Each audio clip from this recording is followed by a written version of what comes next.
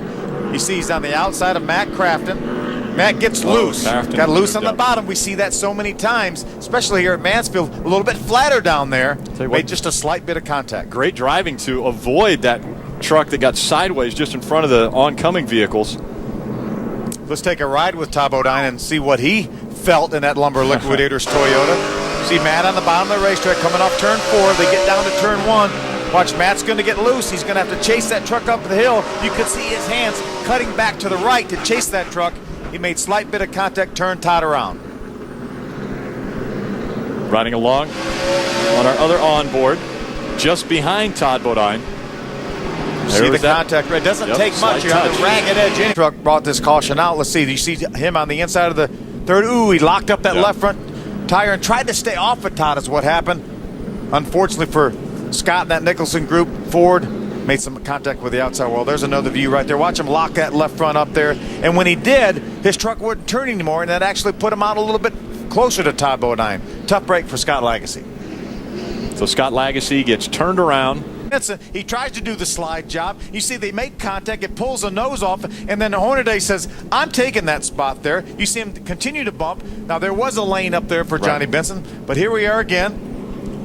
There's Mike Skinner now on the inside. They make a little contact before they even get to the corner, and that's what really got Ron Hornaday out of shape. Skinner continued to chase his truck up the racetrack, and then while they were doing that, Johnny Benson went by on the bottom. So that's where Johnny Benson said, hey, I'm leading this race. Yeah, there's another right after the contact right there. Mike Skinner and Ron Hornaday made some contact before they got down to turn number 3.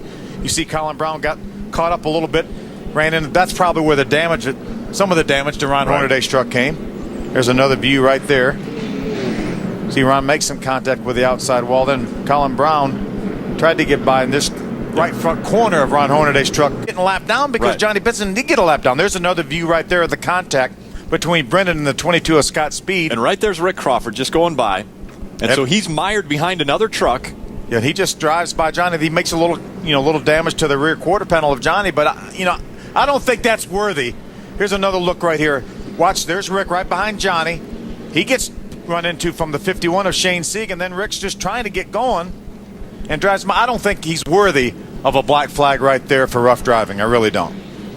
Down on the bottom, you see David. It's flatter down there. He just cannot keep that car down on the bottom. There was no malicious intent whatsoever with that incident, but nonetheless, you have to be able to control your car or truck.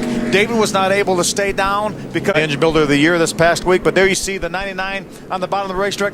Just like with David Starr and Dennis Setzer, you cannot hold a truck down there. That low. It's too flat down there, and he makes contact with the left rear of Brendan Gaughan. There's another view right there. You just physically can't do it. You have to be so slow through there that everybody would drive by you on the outside, but that doesn't keep people from trying to do it. Right. Now, Andy Lally had to lock the tires up to stay out of the back of this 99, so are we going to see Andy Lally back on pit road just to make sure he doesn't have flat-spotted tires? Yeah, Butch Hilton, his crew chief, will ask Andy if he felt like he slid the tires, and if Andy says no, then he'll probably leave him on the race. Adding to it. Here's what happened. There's the 99 of Eric Darnell. He's down on the inside of the 20 of Scott Lagasse. Very similarly, get up into the 20 of Scott Lagasse. Scott actually looked like his left rear tire had gone down. Let's take another look at what happened. You see Kevin on the outside, and the 51 of Shane Sieg actually got in the back of Kevin, and that's what caused this incident. Then they make a little more slight contact after Kevin slid up into the outside wall. Both these trucks on the lead lap, and we're racing for position. Right. There was a truck behind him there. I think he got a little contact, maybe from the 88 of Matt Crafton, just a slight bit of contact in the left rear quarter panel. See if you can see it. Yeah, that looked like there was right of your screen there. There was a little bit of contact right there. Brendan Gaughan just sliding by, as did the 22. That's one of the first times we've seen any contact at all this race, actually. Yeah, these trucks are 10 laps of racing to go. This is how this caution came out. Brendan get a little sideways and Crafton right up into it. You saw him lock up the left front tire right there, and that didn't allow that truck to turn. He made contact with Brendan, turned Brendan around.